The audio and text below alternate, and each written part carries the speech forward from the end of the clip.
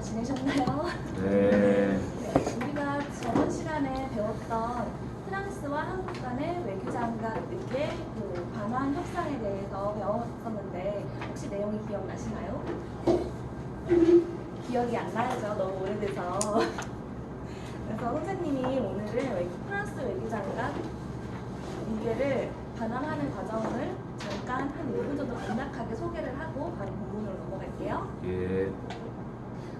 이전에 우리가 읽었던 프랑스와 한국 간의 외교장관 의계 협상 그 반환 내용은 아주 많은 협상 합의 그리고 서로 양국 간의 양보와 이해관계 격차를 좁힘으로써 극적으로 타결된 아주 좋은 예시인데요.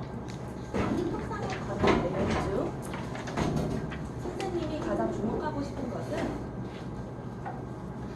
프랑스는 선리를 남기고 싶어 하지 않는다라는 대목과 한국은 외교장관 의견은 프랑스에서 전권 약탈해간 물건이니 전권 모두 되돌려받아야 옳다라고 주장한 부분이에요.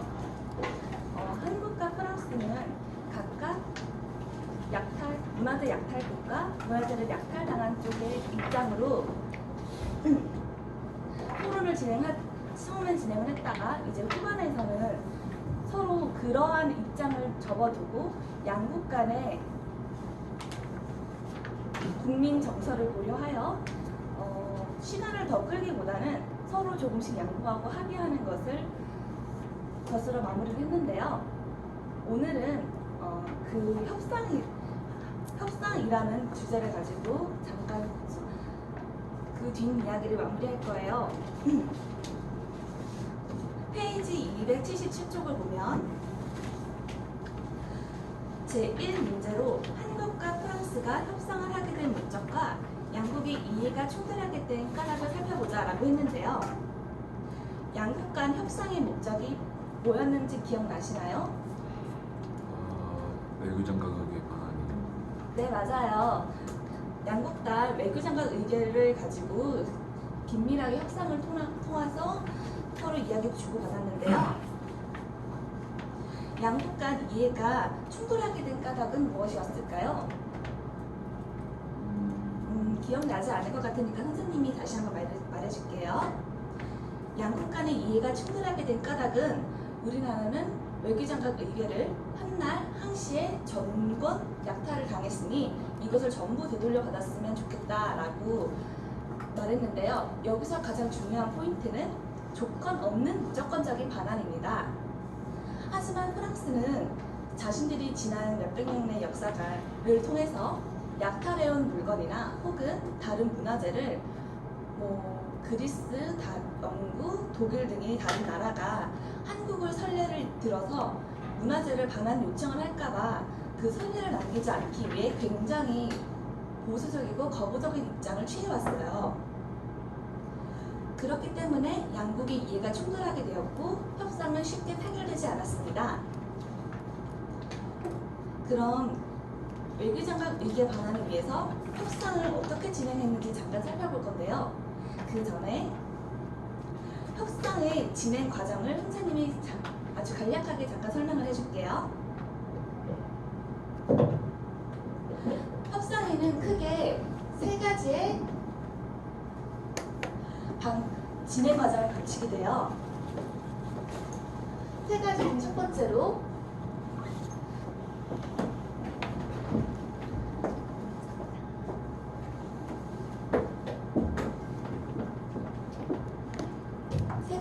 첫 번째로 시작 혹은 협상 내용 확인이 있는데 이 시작 단계에서는 이야기의 서술 형식을 따르면 기, 승, 전,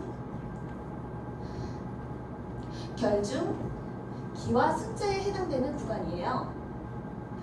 왜 시작 부분이 중요하냐? 여러분은 친구와 의견이 차이가 나거나 혹은 가족하고 무언가 논의를 할 때 크게 의견이 갈리거나 다른 상대방의 의견 내용이 마음에 들지 않았던 적이 있었죠? 그런 경험 다들 해봤을 거예요. 그렇기 때문에 우리는 상대가 무엇을 요구하는지, 나에게서 어떤 것을 받아가고 싶은지, 혹은 내가 상대에게 어떤 것을 요구하고 싶은지, 그 다음에 상대와 나의 서로 요구의 조건이 뭐가 다른지, 입장 차이는 어떤 것이 있는지 알아보는 과정이 굉장히 중요해요.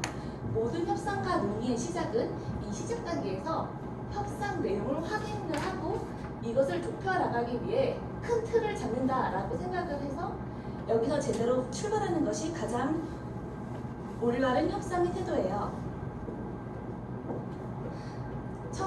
그 예로 2010년 3월 프랑스에서 외교장관 의견을 전부 돌려받는 대신 무엇을 프랑스 측에 전달하고 반응을 기다리겠다라고 했었는데요. 여기서 프랑스의 외교장관 의견을 전부 돌려받는 대신에 한국의 다른 문화재를 프랑스에 교환하는 방식으로 외교장관 의견을 전부 돌려줘서 전시를 해주겠다라고 얘기를 했어요. 하지만 한국은 이마저도 조건부라고 생각을 해서 결국 조건부 반항이니 이것은 우리의 주장과 맞지 않다. 이 협상은 옳지 않으니 다음 협상을 하자라고 하고 이 3월 협상은 결렬되었어요. 같은 해 2개월 뒤인 5월에 다시 공식 협상이 재개되었는데요. 첫 3월 협상에서는 이 시작 단계에서 프랑스가 한국의 입장을 제대로 확인을 해주거나 이해해주지 못했기 때문에 바로 협상이 진행이 되지 않고 결렬되었음을 우리는 알 수 있어요. 그래서 우리는 프랑스 측 협상 대표가 의계의 막교환 방안, 즉 다른 책이나 문화재를 아예 교환을 해서 자신들의 서고 혹은 박물관을 채우는 방식으로 다시 협상 내용을 제안을 했어요. 하지만 한국은 외교장관 의계에 대가 없는 반환을 재차 요구했어요. 여기서 우리가 알 수 있는 점은 프랑스는 처음부터 끝까지 자신들의 의견만 고집을 하려고 했었기 때문에 이 시작 단계에서부터 제대로 한국에게 의견이 전달이 되지 않았어요. 그래서 한국은 제대로 시작 단계를 거치지 않은 프랑스의 의견을 받아줄 생각이 없었고 결국 두 번째 단계인 조정 단계까지 가기에 아주 오랜 시간이 지났어요. 이 조정 단계에서는 해야 하는 것이 무엇이냐? 협상의 내용을 서로 확인했으면 이 협상의 격차를 줄이는 방법을 서로 모색을 하고 각자의 입장을 이해하고 서로 손해가 크게 나진 않는지 혹은 어느 한쪽이 크게 이득을 보진 않는지 확인하는 과정을 거쳐야 해요. 이 과정을 우리는 2010년 6월 두 번째 공식 협상에서 또 실패를 했었고 겨우 2010년 11월쯤에 가서야 협상이 이루어졌어요. 2010년 6월에 프랑스 측은 외교장관 의견을 몇 묶음씩 나눠서 1묶음을 한국에 보내면 그 다음 연도에 2묶음을 보내고 다시 1묶음을 되돌려 받는 식으로 막교환식 전시를 제안을 했어요. 이제서야 처음으로 프랑스가 이 조정 단계를 들어가기 위해 외교장관 의견 자체를 한국에 넘겨주겠다라는 의지를 처음 보였기 때문에 우리는 이 2010년 6월을 조정 단계의 시작이라고 봐야 해요. 하지만 선생님이 아까 조정 단계의 시작이라고 했죠? 왜냐하면 완전한 조정 단계가 이루어진 것은 2010년 11월에 겨우 이루어졌는데요. 한국은 끝까지 완강하게 입장을 고수하다가 양국 간 국민의 감정과 외교 사이가 틀어질까봐 우려를 하여 양국의 정서를 고려해 프랑스에게 더 이상 외교적인 문제를 키우지 않고 서로 극적 합의를 해서 빨리 이 문제를 조속히 하자고 프랑스를 설득했고, 프랑스는 이에 긍정적인 반응을 보이면서 프랑스가 외교장관 의계 정보를 대여해주는 형식으로 한국에 돌려주기로 극적으로 합의를 했어요. 즉 11월 합의가 이루어지기까지 조정 단계에서 나온 것은 1. 외교, 감정, 이렇게 하면 안 보이겠네요. 악화, 우려, 이것을 기본으로 프랑스에게 설득을 시도했어요. 여기서 프랑스가 긍정적으로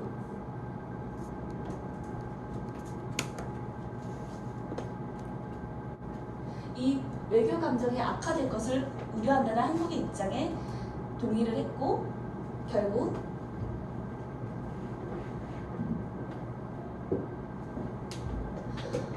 (2011년 3월) 외교장관 의계의 반환 방법 및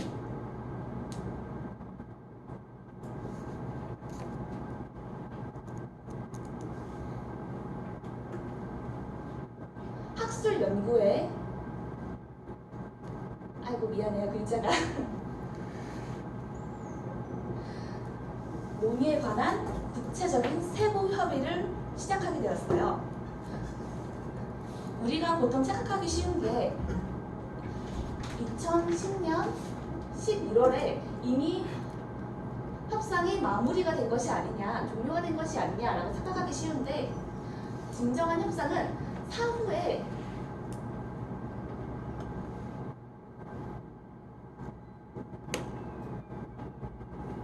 상대가 어떻게 약속을 이행할지 혹은 내가 어떻게 약속을 이행해 줄지를 논의를 해서 끝까지 잘 마무리를 해야 비로소 해결을 했다고 혹은 해결 단계에 들어갔다고 볼 수 있어요. 여기 표를 보시면 협상의 단계에 따라서 한 줄로 잘 요약을 해주는데요. 278쪽이에요. 이 협상의 단계에서 드러난 외교장관 의기에 관한 협상 과정을 정리해 보면은 2010년 3월에 새로운 제안 및 2010년 5월 공식 협상을 시작했어요.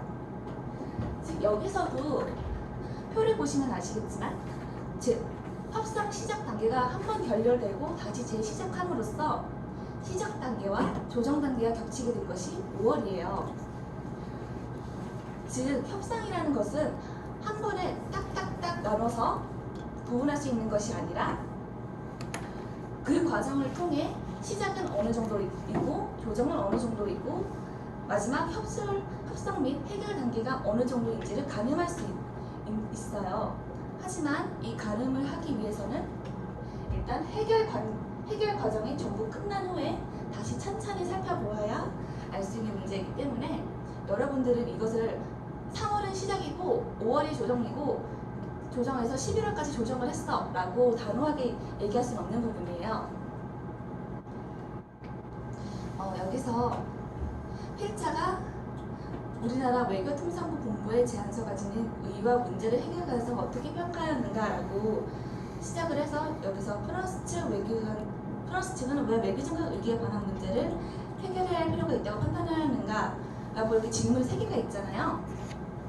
이 질문들은 시작 단계를 제대로 수행을 했는지 혹은 자신이 지금 어느 정도까지 협상이 진행했는지를 알아보기 위한 스스로에게 질문하고 답하는 과정이라고 생각하시면 돼요. 그래서 선생님은 아까 여러분한테 나눠준 포인터가 여기 277쪽에서부터 278쪽까지였는데요. 그 이유는 여기 후반에 보시면 279쪽은 여러분이 집에서 읽고 스스로 생각해 올 수 있는 문제라고 생각했기 때문에 선생님이 일부러 뽑아주지는 않았어요. 그 다음에 여기 조금 더 뒤에 가보시면 적용하기 문제에서 우리가 프랑스와 한국 간의 외교장관 의기에 반한 협상 내용 본문을 이해하고 협상의 진행 과정을 이해했다면은 풀 수도 있는 문제들이 준비되어 있어요. 그게 281쪽까지인데 오늘 선생님은 280쪽을 숙제를 내줄 거고 숙제를 여러분이 실행을 하기 전에 다시 한번 협상의 과정에 대해서 설명을 하고 이해를 해주길 바라요.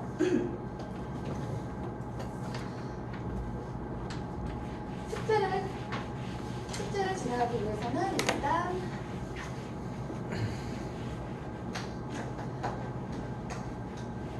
시작, 협상의 3단계 시작, 조정,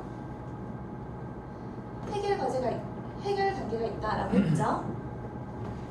처음에 시작 단계에서는 무엇을 해야 한다고 했죠?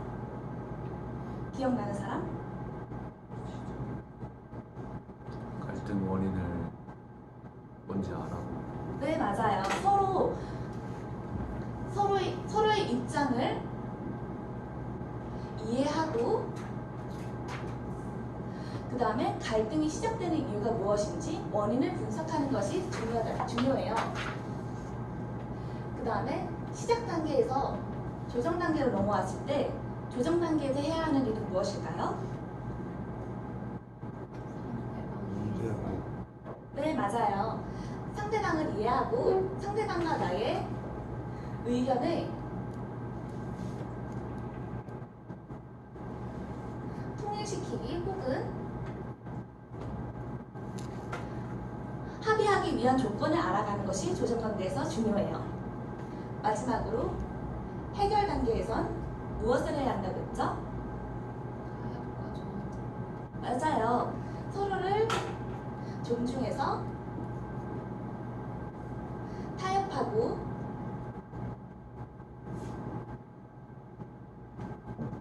그 다음 사후에 일어날 문제들을 미리 예방하기 위해서 사후에 처리에 관한 것도 합의가 끝나면 비로소 협상의 단계가 전부 끝나게 되는 것이에요. 오늘 선생님이 했던 수업 중에 이해가 가지 않았거나 혹은 어려웠거나 아쉬운 점이 있다면 지금 말씀해 주겠어요?